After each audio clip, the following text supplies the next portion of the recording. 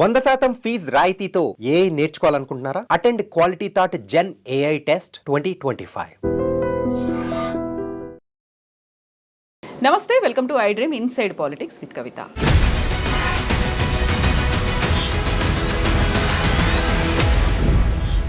ఇటీవలే కేంద్రం ప్రకటించినటువంటి పద్మ పురస్కారాల్లో తెలంగాణకి అన్యాయం జరిగింది. గద్దరికి అవార్డు ఇవ్వమని మేము పేరుని సిఫార్సు చేసినప్పటికీ కేంద్రం ఎందుకని సైడ్ లైన్ చేసింది అనేటువంటి సీఎం రేవంత్ రెడ్డి క్వశ్చన్కి కేంద్ర మంత్రి బండి సంజయ్ ఇచ్చినటువంటి సమాధానం పెద్ద దుమారం రేపుతోంది. యాక్చువల్గా గద్దరికి అవార్డు ఎందుకు ఇవ్వాలి, కేంద్ర ప్రభుత్వం ఎందుకని ఇవ్వలేకపోయింది?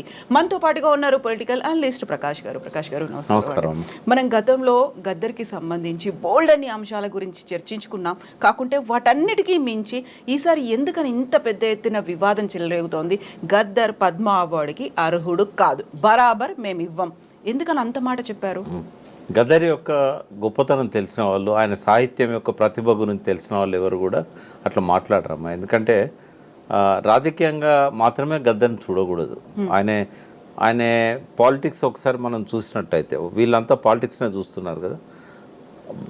ఆయనకు ప్రపోజ్ చేసింది పద్మ అవార్డు ఆయన సాహిత్యం మీద, ఆయన కళ మీద. ఒకవేళ రాజకీయాల్లో చూసినట్టయితే తొలి దశ తెలంగాణ ఉద్యమంలో ఇంజనీరింగ్ చదివే విద్యార్థిగా ఉస్మానియా యూనివర్సిటీలో తన చదువును కూడా వదిలిపెట్టి తెలంగాణ ఉద్యమంలోకి వచ్చాడు ఆయన. ఆ తర్వాత ఆయన ఇంజనీరింగ్ కంప్లీట్ చేయలేకపోయాడు. తర్వాత అప్పుడున్న ఇంటర్మీడియట్ క్వాలిఫికేషన్తో ఓ బ్యాంక్ జాబ్ వస్తే ఆ బ్యాంకులో ఉండి విప్లవోద్యమంతో ప్రభావితమై సమాజం మార్పు కోసం ఆయన విప్లవాల బాటలో వెళ్ళిపోయాడు. తన స్వార్థం కోసం పోలే ఆయన ప్రజలకు అంకితమైన మనిషి, సమాజం కోసం పనిచేసిన మనిషి, జీవితాంతం సమాజం గురించే అరుదైన సాహిత్యాన్ని ఆయన సృష్టించాడు. ఒక మాటలో చెప్పాలంటే గద్దర్కు సాహిత్యం మీద ఉన్న పట్టు, ఆయన జానపదాన్ని ఉపయోగించిన తీరు ప్రపంచ భాషలలో ఎక్కడా ఏ కవి ఉపయోగించలేదు. వాస్తవంగా ఆయన సాహిత్యాన్ని కనుక ఇంగ్లీష్లో ట్రాన్స్లేట్ చేసి నోబెల్ అవార్డు కనుక రికమెండ్ చేస్తే నోబెల్ ప్రైజ్ వచ్చే లిటరరీ వాటిలలో నోబెల్ ప్రైజ్ ఉంటుంది సాహిత్యంలో. దానికి గద్దర్ ఎలిజిబుల్ అవుతాడు. పద్మ అవార్డు కాదు, నోబెల్ సాహిత్య అవార్డుకే ఆయన ఎలిజిబుల్ అవుతాడు. అటువంటి గొప్ప వ్యక్తి తెలంగాణలో పుట్టినందుకు అందరు గర్వపడాలి. సరే, రాజకీయ విశ్వాసాలు ఎట్లున్నా మళ్ళీ ఆయన బ్యాక్ తెలంగాణ ఉద్యమానికి వచ్చాడు. రావడమే కాదు, పీపుల్స్ వార్ని అప్పుడు పీపుల్స్ వార్, ఇప్పుడు మావోయిస్ట్ పార్టీ, తెలంగాణ ఉద్యమానికి అనుకూలంగా నిర్ణయం తీసుకోవడంలో గద్దర్ది కీలక పాత్ర. ఒకవేళ కనుక పీపుల్స్ వార్ నిర్ణయం తీసుకోకపోతే ఈ రాజకీయ నాయకులు ఎవరు ధైర్యం చేసేవాళ్ళు కాదు తెలంగాణ గురించి రావడానికి. కేసీఆర్ కానీ, ఈ 41 మంది కాంగ్రెస్ ఎమ్మెల్యేలు కానీ, బీజేపీ కానీ, పీపుల్స్ వారే కనుక తెలంగాణకు ఆ రోజుల్లో మద్దతు ఇవ్వకపోయి ఉంటే వీళ్ళెవరు కూడా తెలంగాణ ఉద్యమాన్ని స్టార్ట్ చేసేవాళ్ళు కాదు. ఇంత పెద్ద ఎత్తున ప్రజా ఉద్యమం రాకపోయేది. అసలు ఇంకోటి, ఫస్ట్ పాట రాసింది ఆయన అమ్మ తెలంగాణమా ఆకలి కేకల గానమా 96లో రాశాడు. నన్ను గన్న తల్లుల్లారా అని, మీ తెలంగాణ పల్లెల్లారా అని రాశాడు. ఈ రెండు పాటలలో తెలంగాణకు జరిగిన అన్యాయాలను అన్నింటినీ కూడా ఆయన అందులో రాశాడు. ఇంకోటి, గద్దరు విప్లవోద్యమంలో పాటలు రాసి వేలాది మందిని విప్లవకారులుగా తయారు చేయడంలో కీలక పాత్ర వహించాడు. అదొక ఏమంటాం, విచారించాల్సిందే కావచ్చు అది. ఎందుకంటే చాలామంది ఆయన పాటలతో ప్రభావితమైనలు, సమాజం మార్పు కోసం వచ్చారు, పోలీసుల చిత్రహింసలు భరించలేక ఆయుధాలు పట్టారు, అడవుల్లో పోయి అమరులయ్యారు. ఆ కోణంలో చూసినప్పుడు ఈయన పాటల వల్లనే కదా ప్రభావితమై వీళ్ళందరూ పోయారు. ఒక విప్లవోద్యమానికి ఆయన ఒక ప్రేరణగా నిలిచాడని ఆయన పాయింట్ ఆఫ్ వ్యూలో అది కరెక్ట్ కావచ్చు. సమాజంలో విప్లవం రావాలనుకునే వాళ్ళ పాయింట్ ఆఫ్ వ్యూలో మార్క్సిజం లెనినిజం మావోలోచన విధానాన్ని ఇష్టపడే వాళ్ళంతా కూడా దాన్ని ఇష్టపడుతుండొచ్చు. కానీ ఇవాళ ఎవరైతే మెయిన్ స్ట్రీమ్ పాలిటిషియన్స్ ఉన్నారో, బండి సంజయ్ కావచ్చు, ఇతరులు కావచ్చు, వాళ్ళకి ఆ పాత్ర నచ్చదు. బట్ గద్దర్ సాహిత్యంలో ఒక విప్లవ పాటలే ఉన్నాయా? ఇవాళ తెలంగాణలో పాట బతికిచ్చింది ఉద్యమాన్ని. క్రెడిట్ మొత్తం కేసీఆర్కే ఇస్తారంటే ఎవరో ఒప్పుకోం. కేసీఆర్ దానికి ఒక నాయకత్వం వహించాడు. కానీ ఉద్యమం ఆటుపోట్లకు గురైనప్పుడల్లా తెలంగాణ ధూమ్ధామే ఉద్యమాన్ని బతికించింది. గద్దర్ వచ్చి అందులో ఎన్నోసార్లు పాల్గొన్నాడు తెలంగాణ ధూమ్ధాంలో. అన్నిటికంటే ఇంపార్టెంట్ ఏంటంటే తెలంగాణ ఉద్యమంలో పాటే ప్రధానం. ఆ పాటకు జీవం పోసింది గద్దర్. ఆయనే ఈ కవులకు అందరికీ ప్రేరణగా నిలిచాడు. ఒక గద్దర్ లేనిది అందశ్రీ లేడు, గద్దర్ లేనిది మిట్టపల్లి సురేందర్ లేడు, రసమయ్య బాలకిషన్ లేడు, వరంగల్ శ్రీనివాస్ లేడు. ఈ తరాన్ని అంతా కూడా ప్రభావితం చేసింది గద్దర్. మరి ఆ పాటలే కదా తెలంగాణ రావడానికి కారణమైనవి. కాబట్టి ఒక తెలంగాణ బిడ్డగా, ఒక గొప్ప సాహితీవేత్తగా, కళాకారునిగా ఆ గద్దర్ను మనం పద్మతో ఏవైతే సన్మానించుకుంటామో, ఆయనకు పద్మ అవార్డు ఇవ్వాలని ప్రభుత్వం రిఫర్ చేయడం ఏదైతే ఉన్నదో, ఆ తెలంగాణ 3.5 కోట్ల ప్రజల ఆకాంక్ష అది. ఎవరు కూడా దాన్ని కాదనరు. ఎవరైతే ఆయన గురించి అర్థం కాదో, ఆయన గురించి అవగాహన లేదో, ఆయన ఇది ఒక్క కోణంలో నుంచి ఆయన చూస్తారో వాళ్ళు మాత్రమే వద్దంటారు. మీకెందుకు గద్దర్ అవార్డ్స్, నంది అవార్డ్స్ స్థానంలో గద్దర్ అవార్డు ఇస్తానన్నప్పుడు అక్కడ కూడా ప్రతిఘటన వచ్చింది. మనం లాస్ట్ టైం మాట్లాడుకున్నాం. కొంతమంది సినిమా వాళ్ళు కానీ బయట వాళ్ళు కానీ ఆయన పేరు మీద ఎందుకు అని చెప్పి సినిమాలతో ఏం సంబంధం అని అన్నారు. బట్ ఆయనకు కూడా 2 సార్లు నంది అవార్డులు వచ్చాయి. అయితే ఆయనే గొప్ప సినిమా సాహిత్యాన్ని కూడా సృష్టించాడు. ఆయన రాసిన చెల్లెమ్మ అనే ఒక పాట ఉంది కదా, మీ పాదం మీద మల్లెతీగకు పందిరి ఓలే అనే పాట, దానికి నంది అవార్డు వచ్చింది. తర్వాత ఇంకొక పాటకు కూడా వచ్చింది. చాలా మంచి పాటలు రాశాడు సినిమాల్లో కూడా. రంగుల కళ కాలం నాటి, బండెనక బండి గట్టి, మా భూమి, రంగుల కళలో 3 పాటలు, ఇట్లా చాలా పాటలు రాశాడు ఆయన.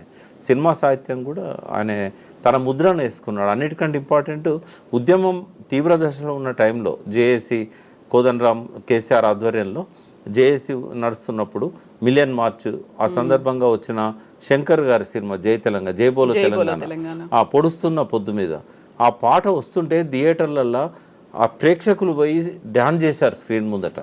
సో అంతగా ప్రభావితం చేసిన వ్యక్తి ఇప్పుడు సమకాలీన సమాజంలో తెలుగులోనే కాదు ఎక్కడ కూడా లేరు. తర్వాత ఆయన కేవలం తెలుగు సాహిత్యాన్నే సృష్టించలేదు. ఆయన గూడంజయ్య పాట ఒకటి ఉంది, ఊరు మనదిరా వాడ మనదిరా. ఈ పాటను హిందీలోకి తనే ట్రాన్స్లేట్ చేసి జులుం క్యారే జాలిం కోన్రే అని చెప్పి ఆయన ఏ గావ్ హమారా ఏ గల్లీ హమారా అని ఆయన రాసిన పాట భారతదేశం మొత్తం ప్రచారమైంది హిందీలో.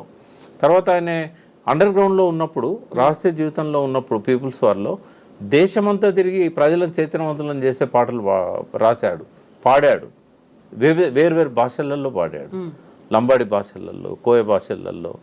కాబట్టి అంతగా ప్రభావితం చేసిన వ్యక్తి ఈ కాలంలో అయితే ఎవరు లేరు. కాబట్టి ఆయన రికమెండ్ చేయడం అనేది 100% కరెక్ట్. ఎవరైతే విమర్శిస్తున్నారో వాళ్ళ విమర్శలు వెనక్కి తీసుకోవాలని కోరుతున్నాను నేను. అయితే బుల్లెట్తోనే రాజ్యం స్థాపన జరుగుతుంది అని అడవుల బాట పట్టి ఎంతో మంది యువతని అడవుల బాట పట్టించిన తర్వాత మా నాయకులు, మా విద్యార్థి నాయకులు, మా బీజేపీ లీడర్లు ఆయన మాటల వల్ల హత్యకు గురైపోయారు, ఈయన వల్లే వాళ్ళు చంపబడ్డారు అనే మాట బండి సంజయ్ అంటూ ఉంటే, ఇంకొక బీజేపీ లీడర్ ఆయన్ని ఎల్టీటీఈ తీవ్రవాదితో పోల్చడం, నయీం కంటే కూడా మించినటువంటి ఉగ్రవాది అనడం, అలాంటి వాళ్లకు మేము పద్మ పురస్కారాలు ఇచ్చి సత్కరించాలా అనే ఒక మాట. ఇప్పుడు ప్రభుత్వ అవార్డు, అది బీజేపీ అవార్డు కాదు కదా. ఇప్పుడు బీజేపీ పార్టీ తను పార్టీ సిద్ధాంతాలకు అనుకూలంగా ఉన్న వాళ్ళకే ఇస్తున్నారా? మరి ఇప్పుడు ఒక సాహితీవేత్తగా చూడాలి గద్దర్ని. ఆయన జీవితంలో అదొక ముఖ్యమైన భాగమే కావచ్చు. బట్ ఆ చావులో ఆయన ఏం చంపాలనలే కదా, ఆయన ఆ సిద్ధాంతాన్ని ఇష్టపడ్డాడు. But at the same time 25 ఏళ్ళ కింద ఆయన రిజైన్ చేసి బయటకు వచ్చాడు కదా ఆ పార్టీలోంచి. ఆయన చనిపోయేదాకా మావోయిస్ట్గా లేడు కదా. ఆయన మీద కాల్పులు జరిగిన ఆ టైంలోనే ఆయన ఆ పార్టీ నుంచి బయటకు వచ్చాడు. ఆయన ఆ పార్టీలో లేడు. ఆయన లేనప్పుడు ఆ తర్వాత ఆయన సృష్టించిన తెలంగాణ సాహిత్యాన్ని చూడొచ్చు కదా. పాత చరిత్ర ఎందుకు చూడాలి? అందులో ఆయన చివరి రోజుల్లో ముచ్చింతల సమతామూర్తి దగ్గరికి వెళ్ళి అక్కడ పాట కట్టి డాన్స్ చేశాడు, యాదాద్రికి వెళ్ళి అక్కడ దండం పెట్టుకున్నాడు. అది ఇప్పుడు చంద్రబాబుతో కలిసి స్టేజ్ మీద పాల్గొన్నాడు, రాహుల్ గాంధీ ఆయన చెంప ముద్దాడిండు. అంటే నేను అనేది ఏంటంటే ఆయన భావజాలాన్ని మార్చుకున్నాడు. అంటే విద్యార్థి దశలో కావచ్చు, యువకునిగా ఉన్నప్పుడు కావచ్చు, చాలా ఎమోషనల్గా ఉంటారు. బట్ ఆయన జీవితంలో చివరి అంకం ఏదైతుందో అది చాలా ఇంపార్టెంట్. అది తెలంగాణ ఉద్యమానికి ఊపిరి ఊదిన వ్యక్తి ఆయనే. కాబట్టి ఆ బండి సంజయ్ గారు ఆ విమర్శను వెనక్కి తీసుకోవాలని కోరుతున్నా. ఇంకోటి, ప్రతిభకు ఈ రాజకీయాలకు ముడిపెట్టకూడదు. సాహిత్య ప్రతిభ కదా. గద్దర్కు పద్మ అవార్డు ఇవ్వాలంటే గద్దర్ సృష్టించినంత సాహిత్యం ఇంకోరు ఎవరు సృష్టించలేదు. ఆయన 2 వాల్యూమ్స్ వేశాడు ఆయన రచనలన్నీ. ఆయన కొడుకు సూర్య దాన్ని ట్రస్ట్ పేరు మీద రిలీజ్ చేశారు. అసలు ఎంత ఒక్కొక్క పాటలో ఆయన రాసిన సిరిమల్లె చెట్టు కింద లచ్చమమ్మ అని వాళ్ళ అమ్మ పేరు లచ్చమమ్మ. శివరాత్రి వచ్చింది జాగారం ఉండాలి, నీ బతుకంతా అమావాస్య లచ్చమమ్మ, నీ బతుకంతా జాగారమే లచ్చమమ్మ అని. అంటే ఒక సామాన్య కూలి తల్లి ఎన్ని బాధలు పడుతున్నదో రాశాడు. అందులో ఏం విప్లవం ఉంది? ఇట్లా ఎన్నో పాటలు ఆయన చాలా అద్భుతమైన సాహిత్యాన్ని ఆయన సృష్టించాడు. ఆయన ముట్టుకొని అంశం లేదు ఆయన సాహిత్యంలో. ఆయన పాయకాన మీద రాశాడు, చీపిరి మీద రాశాడు. అంటే ఇప్పుడు చాలా ఈనంగా చూస్తాం కదా. శ్రీశ్రీ అన్నాడుగా మహాప్రస్థానంలో, ఈనంగా చూడకు దేన్ని అని. అది అగ్గిపుల్లైనా సబ్బు బిల్లైనా కూడా కవిత్వానికి అర్హత అని అన్నాడు కదా. కాబట్టి గద్దర్ ఏం చేశాడు, దాన్ని ఒక ఛాలెంజ్గా తీసుకొని ఆయన లావెటరీ మీద రాశాడు, తర్వాత చీపిరి మీద రాశాడు. ఇట్లాంటి చాలా అంశాల మీద ఆయన టచ్ చేయని సబ్జెక్ట్ లేదు. అటువంటప్పుడు ఆయనను ఒకే కోణంలో నుంచి చూడడం అనేది కరెక్ట్ కాదు. అది నువ్వు మార్క్సిజాన్ని విమర్శించుకో, మావోయిజాన్ని విమర్శించుకో, కానీ ట్రాన్స్ఫార్మ్ అయ్యాడు కదా గద్దర్. ఒక గొప్ప కాజ్ కోసము పీపుల్స్ వారిని వదిలిపెట్టాడు కదా తెలంగాణ ఉద్యమం కోసం. మరి అది చూడాల్సిన అవసరం ఉంది కదా. ఆ తెలంగాణ ఉద్యమమే లేకపోతే నువ్వు బండి సంజయ్కి మంత్రి పదవి ఎక్కడిది, కిషన్ రెడ్డికి మంత్రి పదవి ఎక్కడిది, ఇవాళ రేవంత్ రెడ్డికి ముఖ్యమంత్రి పదవి ఎక్కడిది? ఆ తెలంగాణకు ప్రేరణనిచ్చింది గద్దర్ కదా. ఆ క్రెడిబిలిటీ ఆయనకి ఇస్తాం మేము. ఎందుకంటే కేసీఆర్ వచ్చి నాయకత్వ బాధ్యతలు తీసుకొని పార్టీ పెట్టవచ్చు, బట్ ప్రజలను చైతన్యవంతులను చేసిన దానిలో గద్దర్ది చాలా కీలకమైన పాత్ర. ఇంకోటి ఏంటంటే ఏ భాషలో కూడా అంత మంచి సాహిత్యాన్ని ఎవరు క్రియేట్ చేయలేకపోయారు. ఒక రవీంద్రనాథ్ ఠాగూరు ఎట్లయితే ఒక గొప్ప సాహిత్యాన్ని క్రియేట్ చేశాడో అట్లా గద్దర్ కూడా ప్రజల సాహిత్యాన్ని బతికిచ్చాడు, జానపదాన్ని బతికిచ్చాడు. ఈ తరానికి జానపదాన్ని పాడుకునేటట్టు చేయగలిగాడు. ఒక 2-3 తరాలను కవులను కళాకారులుగా మలచగలిగాడు. ధూమ్ధామ్ లాంటి సంస్థకు ఒక ఊపిరిచ్చాడు. మరి అటువంటిప్పుడు ఆయనను ఎట్లా మనం తక్కువ చేసి అంచనా వేస్తాం? నేను అందుకే రేవంత్ రెడ్డిని నేను అభినందిస్తా. ఆయనను గుర్తించి గద్దర్ అవార్డ్స్ ఇవ్వడమే కాకుండా, గద్దర్ పేరుతో అవార్డు క్రియేట్ చేయడమే కాకుండా ఇవాళ పద్మ అవార్డుకి ఆయన రికమెండ్ చేయడం అనేది డెఫినెట్గా రేవంత్ రెడ్డిని నేను అభినందిస్తాను.